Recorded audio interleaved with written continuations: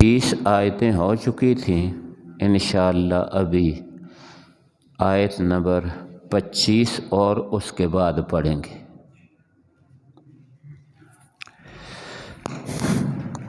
الحمدللہ وحدہ، الحمدللہ وحدہ والصلاة والسلام علی من لا نبی بعدہ،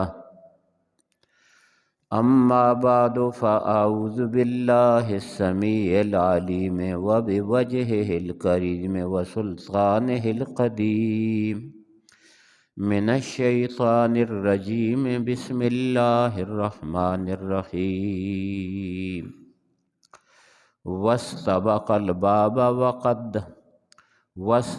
الباب وقدت قمیصہ من دبر وألف یا سیدہا لدى الباب، قالت ما جزاء من اراد بأہلک سوءا الا ان یسجن او عذاب علیم، قال ہی راودتنی عن نفسی وشہد شاہد من اہلہا ان کان قمیصہ قد من قبل فصدقت وہو من الکاذبین، وَإِن كَانَ قَمِيصُهُ قُدَّ مِن دُبُرٍ فَكَذَبَتْ وَهُوَ مِنَ الصَّادِقِينَ، فَلَمَّا رَأَىٰ قَمِيصَهُ قُدَّ مِن دُبُرٍ قَالَ إِنَّهُ مِن كَيْدِكُنَّ إِنَّ كَيْدَكُنَّ عَظِيمٌ،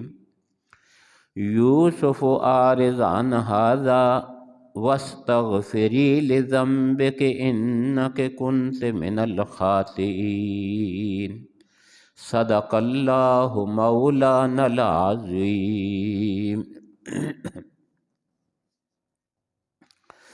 واستبق الباب، اور دونوں دوڑے دروازے کی طرف،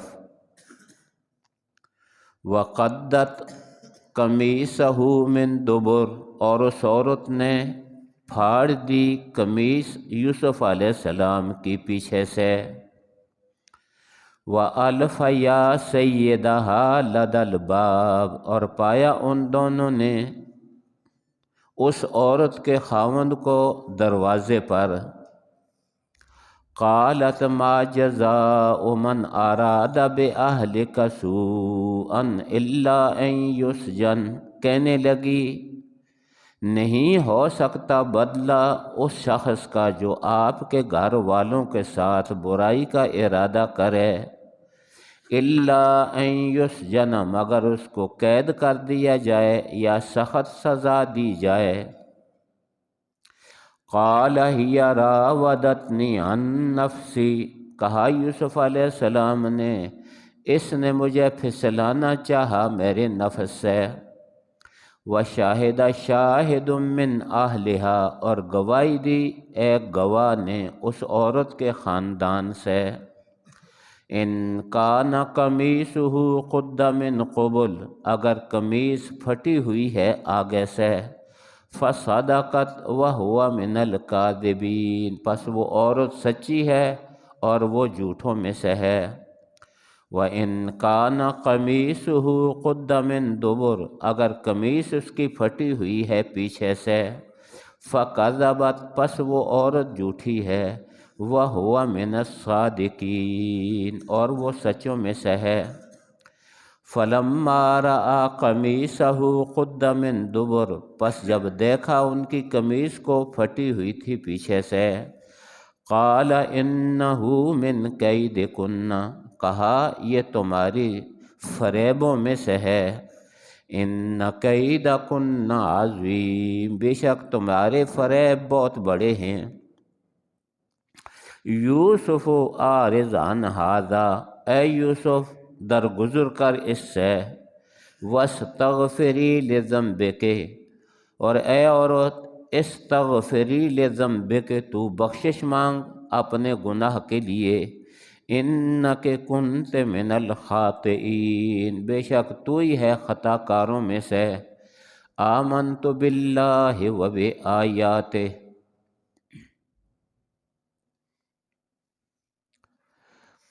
کل کے درس میں پردے کے متعلق بہت ہی تفصیل سے بات ہوئی تھی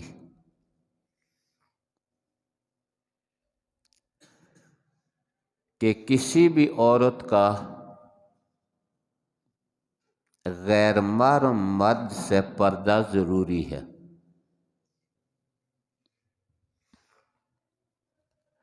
نہ تنہائی میں ایک جگہ بیٹھنے کی اجازت ہے، نہ کسی عورت کو غیر محرم کے ساتھ سفر کی اجازت ہے، چاہے وہ سفر حج ہی کا کیوں نہ ہو۔ اس لیے کہ جب کوئی دو غیر محرم مرد اور عورت بیٹھتے ہیں، تنہائی میں بیٹھتے ہیں، تو ان کے ساتھ تیسرا شیطان ہوتا ہے، ان کے دل میں وسوسہ ڈال کر گناہ میں مبتلا کر دیتا ہے۔ اس لیے نبی اکرم صلی اللہ علیہ وسلم نے منع فرمایا کہ کوئی عورت کسی غیر محرم مرد کے ساتھ تنہائی میں بیٹھے، نبی علیہ السلام نے منع فرمایا۔ سفر کرے، نبی علیہ السلام نے منع فرمایا۔ حج کا سفر ہو، پھر بھی نبی علیہ السلام نے منع فرمایا۔ ایک صحابی نے نبی علیہ السلام سے یہ عرض کی کہ یا رسول اللہ، میری بیوی حج کرنے کے لیے چلی گئی ہے اور میرا نام جہاد میں فلاں غزوے میں لکھا ہوا ہے۔ نبی علیہ السلام نے فرمایا کہ غزوے کو، جہاد کو چھوڑ، جا اپنی عورت کے ساتھ حج کر، یعنی حج کا سفر ہے، وہاں بھی عورت کو اکیلا نہیں چھوڑ۔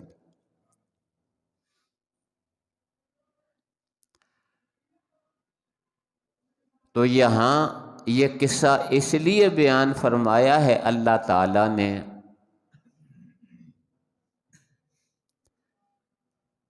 دو چیزیں اس میں ظاہر ہیں، ہزاروں حکمتیں ہو سکتی ہیں لیکن دو چیزیں ظاہر ہیں۔ ایک تو یہ کہ عورت اور غیر محرم مرد ایک جگہ نہیں ہونے چاہیے، چاہے گھر میں ہوں، نوکری میں ہوں، سفر میں ہوں، چاہے حج ہی کا سفر کیوں نہ ہو۔ اور دوسرا یہ مقصد ہے کہ انبیاء علیہ الصلوۃ و تسلیمات معصوم ہوتے ہیں۔ کل بڑی تفصیل سے یہ بات گزری ہے کہ اللہ تعالیٰ کے نبی معصوم ہوتے ہیں، نبوت سے پہلے بھی معصوم ہوتے ہیں اور نبوت کے بعد بھی معصوم ہوتے ہیں، صغیرہ اور کبیرہ گناہوں سے معصوم ہوتے ہیں۔ معصوم کا مطلب یہ ہے کہ ابتدا سے وہ اللہ کے کنٹرول میں ہیں، اللہ کی مرضی کے خلاف وہ کچھ بھی نہیں کر سکتے۔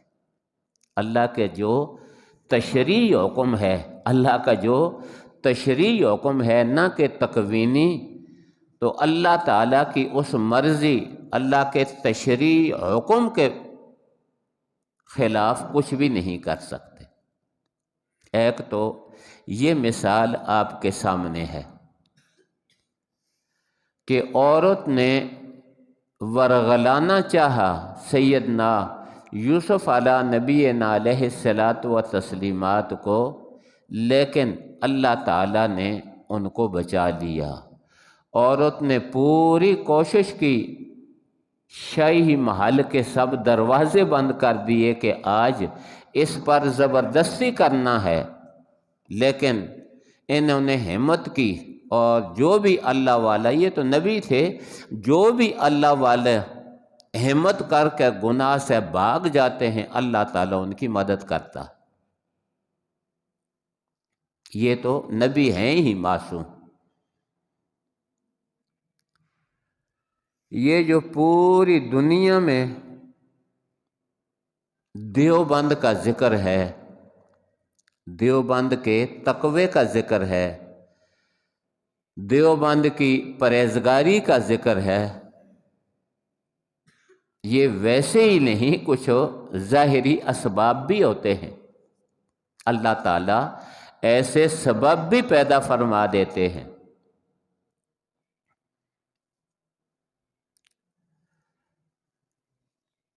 ایک بزرگ کا بیان ہے کہ دارالعلوم دیوبند میں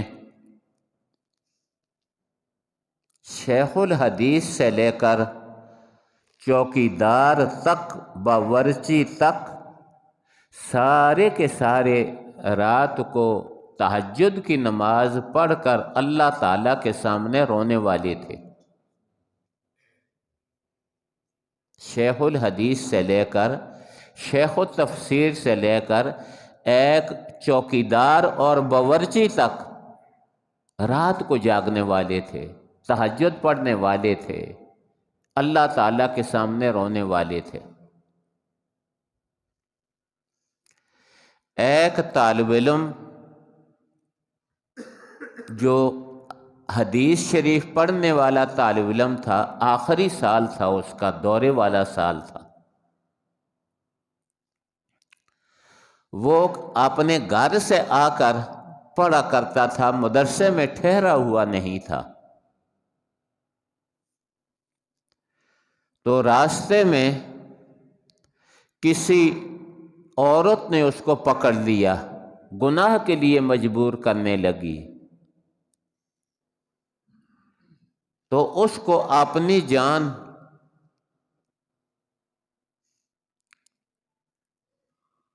چھوڑانے کے لیے یہ بہانہ کرنا پڑا کہ مجھے قضائے حاجت کی ضرورت ہے، مجھے واش روم بتاؤ، مجھے قضائے حاجت کی ضرورت ہے، جلدی کرو، بعد میں دیکھیں گے کیا ہوتا ہے۔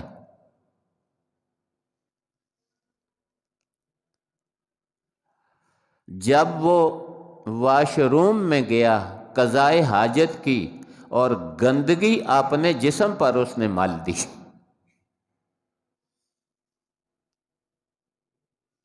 جب باہر نکلا، اس عورت کے کام کا نہ رہا، تو عورت نے اس کو زبردستی دروازے سے نکال دیا۔ گیا، اس گندگی کو جسم سے دھویا، اسباق شروع ہو گئے، اور آج اسباق میں پوری کی پوری حدیث کی کلاس میں خوشبو آ رہی ہے، ایسی خوشبو آ رہی ہے کہ کبھی دیکھا نہیں۔ استاد نے پوچھا کہ یہ کیسی خوشبو ہے؟ تو طالب علموں نے کہا اس طالب علم سے خوشبو آ رہی ہے۔ اس سے قصہ پوچھا، اس نے سارا قصہ بیان کر دیا کہ یہ قصہ پیش آیا تھا، تو میں نے گناہ سے بچنے کے لیے اپنے آپ کو گندگی میں لت پت کر دیا، جسم پر میں نے گندگی لگا دی تاکہ گناہ سے بچ سکوں۔ غسل کیا، غسل کے بعد اللہ تعالیٰ نے مجھے خوشبو دے دی۔ تو جو شخص کوشش کرتا ہے گناہ سے بچنے کی، جو شخص کوشش کرتا ہے گناہ سے بچنے کی، تو اللہ تعالیٰ اس کی مدد فرماتے۔ عام آدمی بھی، یہ جو قصہ ہے یہ تو سیدنا یوسف علیہ السلام جو نبی ہیں اور معصوم ہیں، نبی ہیں اور معصوم ہیں، ان کا قصہ ہے۔ عام انسان بھی جب پختہ ارادہ کر لے، عام انسان بھی جب گناہ سے کو چھوڑنے کا پختہ ارادہ کر لے، تو اللہ تعالیٰ اس کی مدد فرماتے۔ بہرحال قصہ یوں پیش آیا کہ اللہ تعالیٰ نے یوسف علیہ السلام کو بچانا تھا، عورت نے دروازے بند کر دیے، سارے اسباب مہیا کر دیے، لیکن یوسف علیہ السلام بھاگ گئے۔ جس دروازے پر پہنچتے ہیں، کئی دروازے ہیں، شاہی محل ہے، جس دروازے پر پہنچتے ہیں وہ دروازہ خود بخود کھل جاتا ہے۔ آخری دروازے پر جب پہنچے تو ادھر سے عورت پکڑنا چاہتی تھی یوسف علیہ السلام کو، اور عورت کے ہاتھ میں یوسف علیہ السلام کی قمیص آ گئی، پچھلا تنا آ گیا عورت کے ہاتھ میں۔ یوسف علیہ السلام تو نکل گئے دروازے سے، تنا اس عورت کے ہاتھ میں رہ گیا۔ جو ہی دروازہ کھلا، آخری دروازہ کھلا، تنا عورت کے ہاتھ میں ہے، قمیض پھٹی ہوئی ہے، اور یوسف علیہ السلام کا جو مالک تھا، اس عورت کا جو خاوند تھا، وہ دروازے پر موجود ہے۔ قرآن شریف اسی چیز کو بیان کر رہا ہے۔ فرمایا وَاسْتَبَقَ الْبَابَ، وہ دونوں دوڑے دروازے کی طرف، یوسف علیہ السلام بھاگنے کے لیے، عورت پکڑنے کے لیے، دونوں دوڑے دروازے کی طرف۔ وَقَدَّتْ قَمِيصَهُ مِن دُبُرٍ، اس عورت نے یوسف علیہ السلام کی قمیص، پچھلا تنا جو ہے، پچھلا دامن جو ہے، وہ پھاڑ دیا۔ وَأَلْفَ يَا سَيِّدَهَا لَدَى الْبَابِ، اور انہوں نے پایا اس عورت کے خاوند کو دروازے پر۔ اب اندر کیا ہو رہا تھا، اندر کیا ہو رہا تھا، اور جب مالک آ گیا تو کیا ہو رہا ہے۔ اندر کیا ہو رہا تھا اور جب مالک آ گیا تو کیا ہو رہا ہے۔ دنیا میں کئی ایسے واقعات ہیں کہ دروازے کے اندر کچھ اور ہوتا ہے، دروازے سے نکل جاؤ تو صورت بدل جاتی۔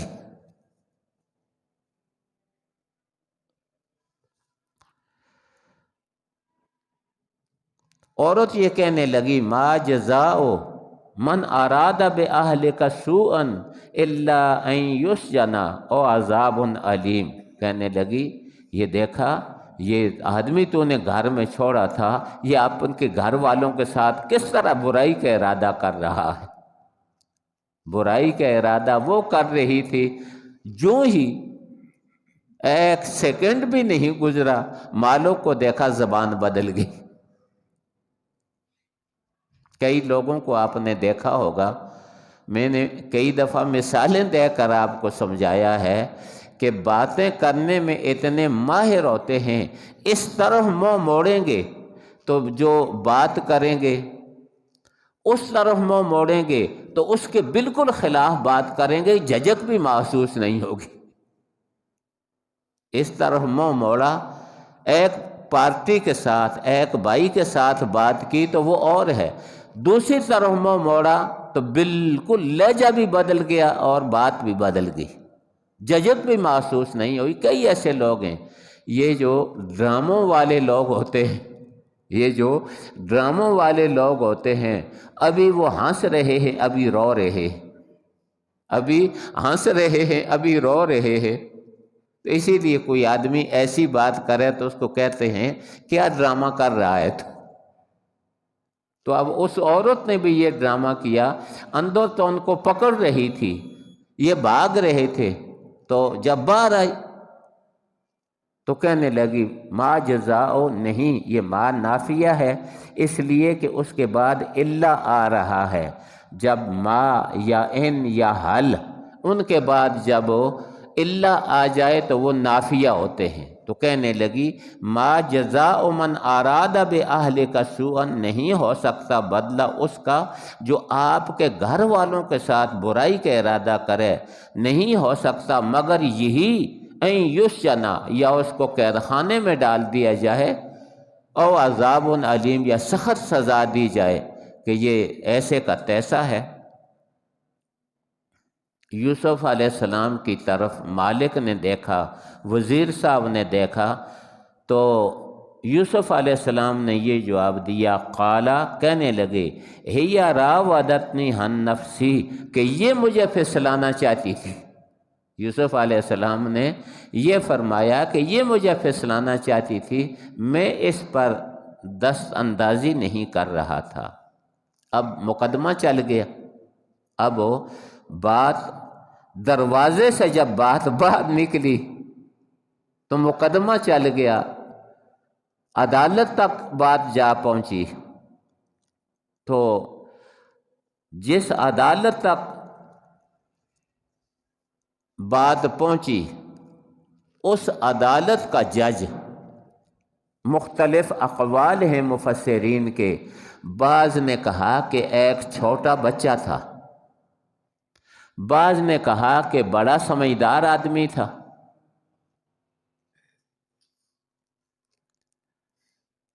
اگر چھوٹا بچہ تھا تو کئی ایک چھوٹے بچے ایسے ہیں، ایسے گزرے ہیں کہ جن کو اللہ تعالیٰ نے بچپنے میں قوت گویائی عطا فرمائی ہے اور انہوں نے جو پوزیشن ہوئی ہے وہ واضح کی ہے۔ ان بچوں میں سے ایک یہ بچہ، اس نے یہ کہا کہ دیکھ لو قمیص تو پھٹی ہوئی ہے۔ جج جو ہیں وہ ہمیشہ قرینہ بھی دیکھتے ہیں۔ یہ جو مقدمے کبھی لمبے ہو جاتے ہیں، کبھی اور ایسی چیزیں آ جاتی ہیں، تو جج کبھی کبھی کیا ہے کہ قرینہ بھی دیکھتے ہیں کہ جو بیان ہو رہے ہیں آیا قرائن اس کے ساتھ مطابق ہیں بھی یا نہیں۔ تو اس بچے نے یہ کہا کہ قمیص تو پھٹی ہوئی ہے، دیکھو اگر اس کی قمیص پیچھے سے پھٹی ہوئی ہے تو اس کا مطلب یہ ہے کہ یہ بھاگ رہا ہے، وہ پکڑ رہی ہے اور پیچھے سے قمیص اس کے ہاتھ میں آ گئی، قمیص پھٹ گئی۔ یہ قرینہ ہے اس بات کا کہ عورت جھوٹی ہے اور یہ شخص سچا ہے۔